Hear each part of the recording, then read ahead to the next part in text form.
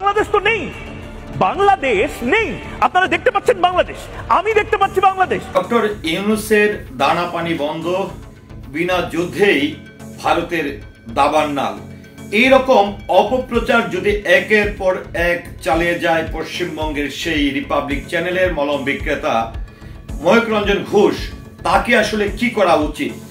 আজকে আমি এই ক্যাপশন দিয়ে যে ভিডিওটি রিপাবলিক চ্যানেলে তারা প্রচার করছে, এবং আমি লক্ষ্য করলাম প্রায় 7 থেকে 8 লক্ষ ভিউ অলরেডি হয়ে গেছে, এবং তারা সেখানে কিছু ভিডিও তারা ব্যবহার করেছে।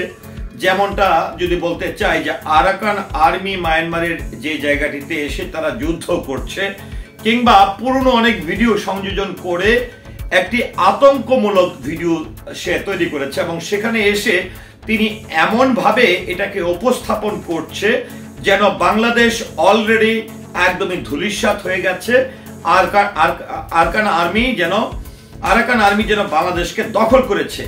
এবং আরেকটি জিনিসের বিষয়ে আমি প্রতিবাদ জানাতে চাই। ময়ূক রঞ্জন ঘোষ বললেন যে বাংলাদেশ সেনাবাহিনী বাংলাদেশ রক্ষার্থে, বাংলাদেশের সার্বভৌমত্ব রক্ষার্থে তারা যে অঙ্গীকারবদ্ধ, তারা যে দেশপ্রেমের কথা বলেছে, এটির বিরুদ্ধেও সে কথা বলেছে। আরে ময়ূক রঞ্জন ঘোষ, তুই তো বেটা একটা রিপাবলিক চ্যানেল, তোকে আমি দেখি না যে ভারতের 1-2টি চ্যানেল ছাড়া এত সামাজিক যোগাযোগ মাধ্যম আছে, এত ইউটিউব কন্টেন্ট ক্রিয়েটররা আছে, এত চ্যানেল আছে, কোথাও তোকে সমর্থন করতে।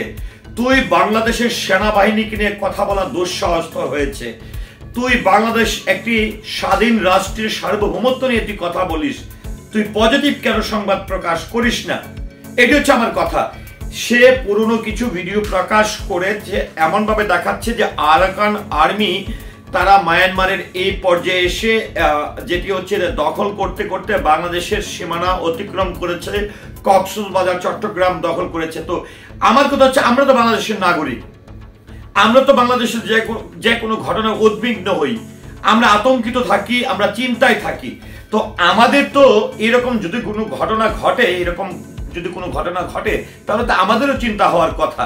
তো আমাদের মধ্যে, আমাদের আইন শৃঙ্খলা বাহিনীর মধ্যে, আমাদের সরকারের মধ্যে এটি নিয়ে কোনো ধরনের চিন্তা নাই, ভাবনা নাই, বা এই ধরনের কোনো সংবাদ আমাদের কাছে নেই। আজকে আরাকান আর্মি বলি আর যাই বলি, যে কোনো রাষ্ট্র যদি বাংলাদেশের উপর আঘাত আনে, তাহলে নিশ্চয়ই আমরা বাংলাদেশের নাগরিক হিসাবে, বাংলাদেশের মানুষ হিসাবে, বাংলাদেশের প্রত্যেকটি 18-19 কোটি মানুষ নিশ্চয়ই সেই বিষয়ে অবগত হবে। তো যেই বিষয়ে আমরা অবগত না, যেই বিষয়ে কোনো ভিত্তি নেই, সে সংবাদগুলো সে প্রতিনিয়ত প্রচার করছে। এতে করে আমি মনে করি ভারত সরকার কেন তার বিরুদ্ধে কোনো অ্যাকশনে যাচ্ছে না। আমি ব্যক্তিগতভাবে আমি ভারতের সার্বভৌমত্ব নিয়ে কথা বলতে পারি না, ভারতের বিভিন্ন ধর্মীয় বিষয়গুলো নিয়ে কথা বলতে পারি না, বিভিন্ন ধর্মাবলম্বী মানুষকে নিয়ে কথা বলতে পারি না, কারণ ভারতের বিষয়গুলো, ভারতের সার্বভৌমত্ব ভারত রক্ষা করবে, ভারতের দায়িত্ব। তো এই যে একটা মলম বিক্রেতা দিনের পর দিন একের পর এক এই ধরনের অপপ্রচার করে যাচ্ছে, আমি আবারও বারবার বলবো যে ভারতীয় সরকারকে বলবো যে আপনাদের এই অপপ্রচারকারী গণমাধ্যমগুলোর প্রতি আপনারা সুদৃষ্টি দেন। তাদেরকে যদি আপনারা নিয়ন্ত্রণে না নেন, তাহলে ভারতের সম্মান ক্ষুণ্ণ হবে, ভারতের সংবাদ মাধ্যমের মান সম্মান একদম ধূলিসাৎ হয়ে যাবে। এবং আমি ভারতের যারা গণমাধ্যম কর্মীরা আছেন, যারা একদমই সুষ্ঠু ধারার এবং সত্য বাস্তব ঘটনা নিয়ে আপনারা সংবাদ প্রকাশ করেন, তাদের কাছেও দাবি করব এই ময়ূক রঞ্জন ঘোষের মতন একটা বেয়াদব, একটা মলম বিক্রেতার বিরুদ্ধে সোচ্চার হওয়া অত্যন্ত প্রয়োজন। কারণ একটি ইউটিউব কন্টেন্টারও যদি, একজন কন্টেন্ট ক্রিয়েটরও যদি ভিডিও তৈরি করে, সেই ভিডিওটি শুধুমাত্র ভারতবাসী দেখবে বা বাংলাদেশবাসী দেখবে সেটি না, সারা বিশ্ব কিন্তু সেটি দেখছে। তো এই মলম বিক্রেতা যেটি আন্তর্জাতিকভাবে এই মায়ানমারের ঘটনার প্রতি দৃষ্টি আছে, সেখানেও যদি একটি মলম বিক্রেতা তো মিথ্যা তথ্য প্রচার করতে পারে, বিভ্রান্তিমূলক তথ্য প্রচার করতে পারে, তার বিরুদ্ধে ভারত সরকার কেন কোনো অ্যাকশনে যাচ্ছে না?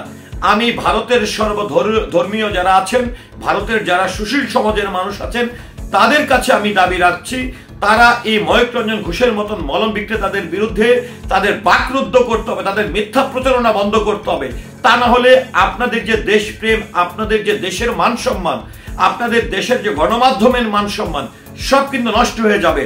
তো ভিউয়ার্স, এই যে ময়ূক রঞ্জন ঘোষ একের পর এক মিথ্যাচার এবং সংবাদ প্রচারের মাধ্যমে সে বাংলাদেশের সার্বভৌমত্বের উপর আঘাত আনছে, বাংলাদেশের মানুষের মধ্যে সাংঘর্ষিক ধর্মের মধ্যে সাংঘর্ষিক পরিস্থিতি তৈরি করছে। এটি নিয়ে আপনার মতামতকে আশা করছি কমেন্টের মাধ্যমে জানাবেন। সেই সাথে আপনি কি চান না ময়ূক রঞ্জন ঘোষের মতন একটি ভুয়া তথ্য প্রচারকারী, ভুয়া সংবাদ মাধ্যমকারীর বিরুদ্ধে সরকার কোনো পদক্ষেপ নেক? আশা করছি কমেন্টের মাধ্যমে জানাবেন। সেই সাথে পুরো ভিডিওটির সঙ্গে থাকার জন্য অসংখ্য ধন্যবাদ। আসসালামু আলাইকুম।